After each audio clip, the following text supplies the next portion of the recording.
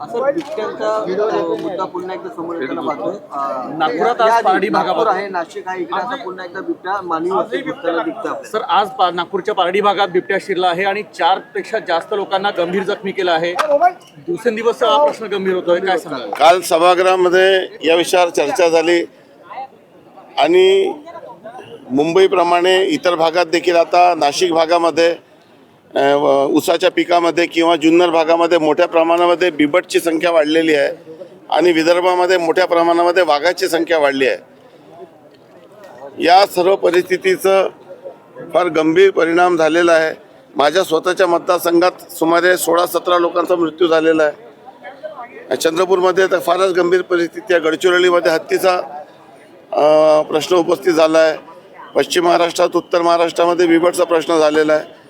लोकसंख्याची वाढ ही सातत्याने गंभीर प्रश्न झालेला आहे आणि वन्य प्राण्यांच्या संख्येत वाढ झाल्यामुळे त्यांना जो अधिवास आहे तो आता अपुरा पडत आहे.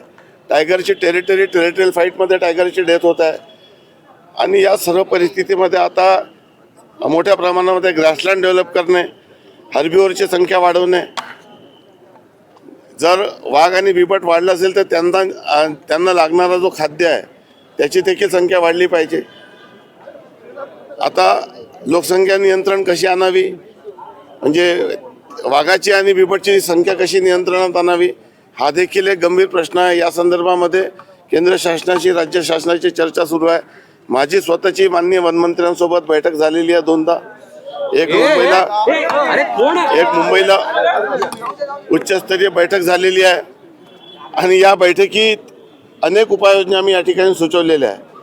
शेवटी वन क्षेत्रात राहणाऱ्या ज्या शेती आहे ती शेती करणं देखील कठीण झालेलं आहे. या सर्व परिस्थितीवर आता जर आपण फॉरेस्टच्या वेबसाईटवर गेले तर आपल्याला लक्षात येईल की एक मुख्यमंत्री वन व पर्यावरण धोरण आपण या ठिकाणी तयार करून शासनाला दिलेलं आहे. त्यात वन क्षेत्राची जी ग्रासलँड आहे त्याची संख्या कशा पद्धतीने वाढवता येईल त्या दृष्टीने प्रयत्न सुरू आहे. आव्हान आहे, एक नवीन प्रश्न राज्य सरकार पुढे आलेला आहे, बिबट आणि वाघाची वाढलेली संख्या. या प्रश्नावर कालच सभागृहात झालेल्या चर्चेनुसार आता रिजन वाईज बैठक पुढील 3 दिवसात होणार आहे आणि या प्रश्नाला, या आव्हानाला समोर जाण्यासाठी जे आवश्यक ती कृती आहे ते सर्व केली जात आहे. पिंजरे दिले जात आहे. शेवटी अशा पद्धतीच्या बिबटला पकडणं थोडंसं अडचणीचं असते, परंतु वन विभाग आणि पोलीस विभाग या संदर्भामध्ये कारवाई करत आहे. मी म्हणाले की जुन्नर भाग किंवा ऊसतोड भाग आहे हा जंगलाला लागून असतो, पण नागपूर सारख्या शहरामध्ये मोठ्या भागात मागल्या महिन्यात एक बिबट आला तर सुदैवाने तेव्हा हल्ला झाला, पण आजचा जो आता बिबट बेशुद्ध झालेला आहे, पण 4 पेक्षा जास्त लोक गंभीर जखमी आहे. शहरी भागाकडे येण्याचं काय कारण? हे बघा, आपण जर जुना इतिहास तपासून पाहिला तर वाघ देखील शेकडो किलोमीटरचा प्रवास करत असतो. शेवटी टेरिटरी त्यांची वेगवेगळी असते आणि नागपूर जरी इथं असलं मुंबईसारखं, परंतु नागपूरच्या 4ही बाजूला म्हणजे इथं पेच अभयारण्य आहे, काटोलपासून, नरखेडपासून, हिंगणापासून तर रामटेक, पारशिवनी, उमरेड, करांडला सर्व हा भाग वनाने व्याप्त आहे. त्यामुळे क्रॉसिंग करणे ही एक फार नैसर्गिक प्रक्रिया आहे. कॉरिडॉर त्यांचा असतो आणि जेव्हा त्यांना जागा मिळत नाही तो नवीन टेरिटरी शोधत असतो आणि शोधून तो या ठिकाणी आलेला असतो. नागरी वस्त्या जंगलाकडे चालल्या असंही होऊ शकतं. का सँक्शन दिलं जात आहे याने किंवा बाकी या गोष्टी? हे बघा, पर्यावरणाचा समतोल राखणं हे आता अतिशय महत्त्वाचं आहे. माणसाची संख्या वाढली, त्या पद्धतीने वन्य प्राण्यांची संख्या वाढवण्यासाठी आपण खूप कठोर कायदे केले. जेव्हा संख्या कमी होती तेव्हा हे सर्व कायदे खूप आवश्यक होते, परंतु आता संख्या वाढणे हा देखील एक नवीन प्रश्न उद्भवलेला आहे. माणसाचा जीव वाचवणं खूप महत्त्वाचं झालेलं आहे. राज्य सरकार या विषयावर सर्व आमदारांची बैठक घेऊन या अधिवेशनातच अजून काही योग्य निर्णय करता येईल का, AI टेक्नॉलॉजीचा वापर आपण करत आहोत, मार्वलला आपण काम दिलेलं आहे. सर्व पद्धतीच्या आवश्यक त्या खबरदारी शासन घेत आहे. बिबटची संख्या जी वाढलेली आहे आणि बिबट जे जंगलातून बाहेर येतात ते बाहेर येऊ नये यासाठी जंगलामध्ये शेळ्या सोडण्यात यावं अशा प्रकारचं एक 1 कोटी रुपये त्यासाठी खर्च केले जाणार आहेत आणि काही प्रभावी बिबटे पडेल का ही योजना? प्रभावी पडेल? हे बघा, कुठलाही माणूस किंवा जनावर उपाशी राहू शकत नाही. शेवटी तो आपल्या आहारच्या शोधामध्ये कुठे ना कुठे तर फिरणार आहे. एवढ्या मोठ्या प्रमाणात वाघ आणि बिबट वाढल्यामुळे आज जंगल सफारी करण्याची गरज नाही. आमच्या भागात देखील कुठे गेलो तरी वाघ दिसते अशा पद्धतीची परिस्थिती आहे. मग या सर्व वाघ आणि बिबट यांना लागणारा खाद्य म्हणजे जे हरबिओरा हरण सांबर याची संख्या देखील त्या प्रमाणात वाढणं खूप आवश्यक आहे.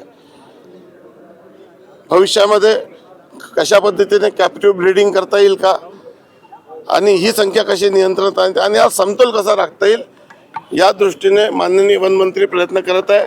आम्ही सर्व वन क्षेत्रात राहणारे लोकप्रतिनिधी आमदार मंत्री त्यांच्या या चर्चेमध्ये त्यांच्यासोबत सहभाग घेत आहोत, आपापला अनुभव शेअर करत आहोत आणि काय या संदर्भामध्ये उपाययोजना शोधता येईल ते शोधून त्या दृष्टीने प्रयत्न सुरू आहे. एकच प्रश्न की इतर राज्यातील अभयारण्यात सोडण्याचा का प्रस्ताव म्हणजे दुसऱ्या राज्यांशी चर्चा करत आहे का की जर तिथे वाघाची किंवा बिबट्यांची संख्या कमी असेल तर आपल्या इथे हा गंभीर होता प्रश्न तर दुसऱ्या राज्यातील अभयारण्यात सोडण्याचा काही विचार किंवा तसा प्रयत्न सुरू आहे का? आपल्या भागातील अनेक वाघ पकडण्यात आलेले आहे, पकडून अनेक गोरेवाडामध्ये ठेवण्यात आले, काही सह्याद्रीमध्ये या ठिकाणी पाठवण्यात आलेले आहे. शेवटी एका राज्यातून दुसऱ्या राज्यात वाघ पाठवायचे असतात त्याला केंद्र शासनाची मंजुरी लागते. ती देखील कारवाई सुरू आहे. नसबंदीच्या संदर्भात देखील काय कारवाई करता येईल ते देखील सुरू आहे. आव्हान आहे, प्रश्न आहे, त्यावर उत्तर शोधून आवश्यक खबरदारी घेऊन उपाययोजना केल्या जातात. असं म्हणतायत की 25 लाखांची जी रक्कम आहे बिबट्यांच्या हल्ल्यामध्ये झालेले मृत्यू पडलेल्या नातेवाईकांना ती 50 लाखांवर करावी. खरं तर मृत्यू होऊच नाही, मात्र जर रक्कम वाढवायची असेल तर 50 लाख. नाही, 25 लाख ही महाराष्ट्र ही सर्वात मोठी मदत करत आहे.